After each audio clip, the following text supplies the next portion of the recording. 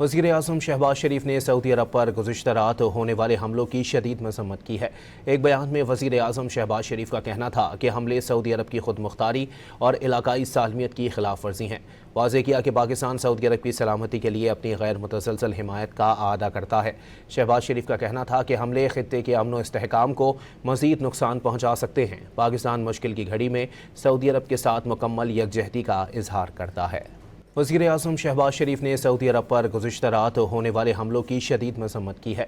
एक बयान में वज़ीर आज़म शहबाज शरीफ का कहना था कि हमले सऊदी अरब की खुद मुख्तारी और इलाकाई सालमियत की खिलाफ वर्जी हैं। वाज़ेह किया कि पाकिस्तान सऊदी अरब की सलामती के लिए अपनी गैर मुतसलसल हिमायत का अदा करता है। शहबाज शरीफ का कहना था कि हमले खित्ते के अमन व इस्तेहकाम को मज़ीद नुकसान पहुँचा सकते हैं। पाकिस्तान मुश्किल की घड़ी में सऊदी अरब के साथ मुकम्मल यकजहती का इजहार करता है।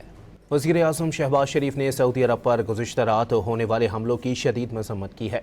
एक बयान में वज़ीर आज़म शहबाज शरीफ का कहना था कि हमले सऊदी अरब की खुद मुख्तारी और इलाकाई सालमियत की खिलाफ वर्जी हैं। वाज़ेह किया कि पाकिस्तान सऊदी अरब की सलामती के लिए अपनी गैर मुतसलसल हिमायत का अदा करता है।